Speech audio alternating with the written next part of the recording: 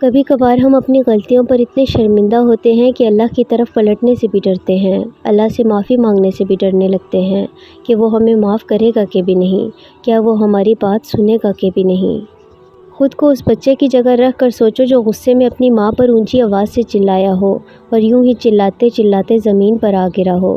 صرف گرنے کی دیر ہے، تمہارے تڑپ پر تمہاری ماں کو پکارنے کی دیر ہے، تمہاری آنکھ سے نکل کر رخسار پر گرنے والے آنسوؤں کی دیر ہے کہ ماں اپنے آنسو بھول کر تمہیں سینے سے لگا لیتی ہے اور تمہاری ایک آہ پر تڑپ اٹھتی ہے۔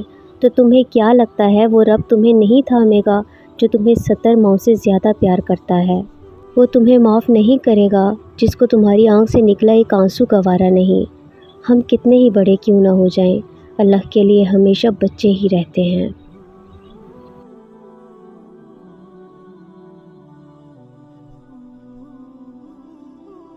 اللہ ہر دعا کا جواب دیتا ہے، بس ذرائع مختلف ہوتے ہیں۔ کبھی وہ آپ کو کسی سے ملوا کر جواب دیتا ہے تو کبھی اس سے آپ کو دور کر کے، کبھی وہ ہواؤں کے ذریعے پیغام بھیجتا ہے تو کبھی اپنا جواب کسی ٹھوکر میں چھپا دیتا ہے۔ کبھی وہ سجدے میں گرا کر اپنی مصلحتیں سمجھاتا ہے اور کبھی ہاتھ تھام کر صبر کا صلہ دیتا ہے۔ آزمائش کا آنا روح کا ریزہ ریزہ ہونا بے وجہ نہیں ہے۔ کبھی تکلیف میں ہو تو اللہ کو محسوس کرنا، پھر اس کی موجودگی بھی دکھائی دے گی اور اس کی سرگوشی بھی دکھائی دے گی۔ تڑپ دل میں تبھی اتارتا ہے جب وہ تمہیں یاد کرتا ہے، تب وہ چاہتا ہے کہ تم اس سے بات کرو، اسے اپنی کیفیت سناؤ، ساری پریشانیاں اس کی دہلیز پر چھوڑ جاؤ، بس تم اور اللہ رہ جاؤ۔ پھر سے مسکرانا سیکھ جاؤ اور سب بھول جاؤ۔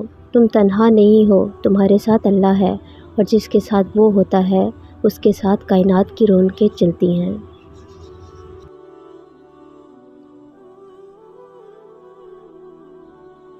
اپنے اللہ سے کبھی مایوس نہ ہونا۔ تم آخر کسی اور کو کیوں دیکھتے ہو؟ یہ نگاہیں تمہاری آخر خود پر کیوں نہیں اٹھتی؟ کیا کمی ہے آخر تم میں؟ سر سے لے کر پاؤں تک تم اس انوکھے اور واحد مصور کی تخلیق کا منہ بولتا ثبوت ہو۔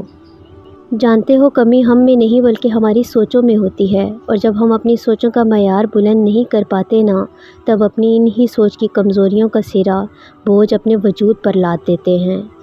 میری بات ہمیشہ یاد رکھنا، جب تک تم اپنی اندر کی ان سچائیوں کا سامنا نہیں کرو گے تو تم بخدا اپنے ظاہر کو جتنا بھی سنوار لو، کبھی اپنی نگاہوں میں ممتاز نہیں ہو پاؤ گے۔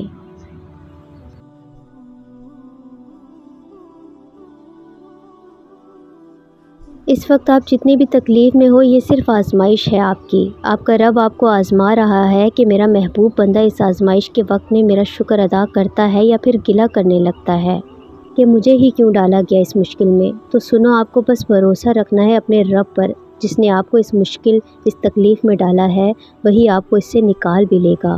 ابھی جو ہو رہا ہے وہی آپ کے حق میں بہترین ہے۔ اس کی رضا میں راضی رہیں، ہر حال میں اس کا شکر ادا کریں، اور پھر ہر مشکل کے ساتھ آسانی ہے۔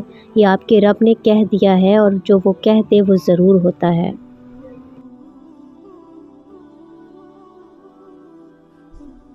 دیکھو، اگر ہماری کچھ دعائیں ادھوری نہ رہتی تو شاید ہمارے پاس یہ سب نہ ہوتا جو آج ہے۔ اب جب ساری حقیقتیں ہمیں سمجھ آ گئی ہیں تو ہمیں اپنی ان لا حاصل دعاؤں کا سوچ کر خوف آتا ہے کہ تب وہ پوری ہو گئی ہوتی تو آج ہماری زندگی کیا ہوتی، کیونکہ جو آج ہمارے پاس ہے وہ ہمارے مانگے ہوئے سے بہت بہتر ہے، اور ہمیں ہمیشہ سے یہی چاہیے تھا۔ بس تب ہم یہ بات جانتے نہیں تھے، مگر میرا اللہ جانتا تھا، اور اس نے ہمیں وہی دیا جس کی ہمیں سب سے زیادہ ضرورت تھی۔ پھر بھلے وہ چیزیں ہمیں شروع میں بری لگتی تھیں، لیکن اب ہم ان کے ساتھ بہت خوش ہیں، اور اب ہمیں سمجھ آیا ہے کہ اللہ بہتر کرتا ہے۔ کسی کا فیصلہ نہیں، اس کا انتخاب ہمارے انتخاب سے بہت بہتر ہے۔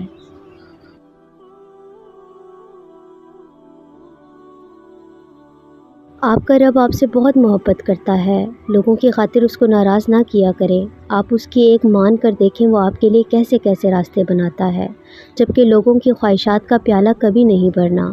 آپ ان کے لیے کچھ بھی کر لیں، نظر ان کو وہی آنا ہے جو آپ ان کے لیے نہیں کر پائے۔ زندگی کو اللہ کی حدود میں رہ کر گزاریں، آپ کی زندگی بہت خوبصورت ہو جائے گی۔ اللہ کے لیے کچھ چھوڑ کر تو دیکھیں، پھر صبر کریں، وہ آپ کے صبر کے بدلے میں آپ کو بہت بخت لگائے گا۔ یہ دنیا بھی دھوکہ ہے، اور یہاں کے لوگ بھی آپ کا ہمیشہ ساتھ نہیں دیں گے۔ خود کی قدر کریں، خود کو جہنم سے بچائیں، لوگوں کی خاطر رب کے احکامات سے منہ نہ موڑیں۔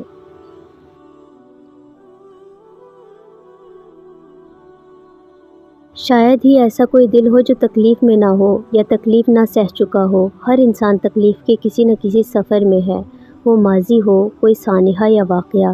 ایک لمبے عرصے تک بند رہنے والے گھروں میں سے ایک خاص باس آنے لگتی ہے۔ پھر کھڑکیاں کھولی جاتی ہیں، روشنی اور ہوا کو اندر آنے دیا جاتا ہے۔ جس تکلیف سے دل، انسان، روح گزر رہی ہو، اسے بھی تازہ ہوا، روشنی کی ضرورت ہوتی ہے۔ اب طے یہ کرنا ہے کہ ان کی روشنی اور خوشبو کیا ہے۔ بھول جانا، صبر کرنا، درگزر کا رویہ اپنا لینا، جانے دینا اور زندگی کو نئے سرے سے اپنا لینا۔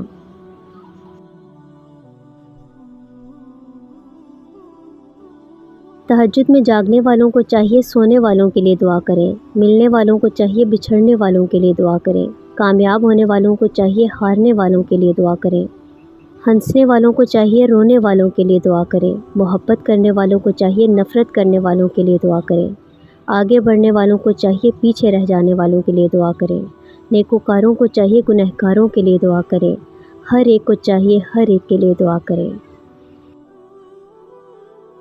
ویڈیو اچھی لگے تو ویڈیو کو لائک کریں، شیئر کریں اور میری ایسی مزید ویڈیوز دیکھنے کے لیے میرے چینل کو سبسکرائب کریں۔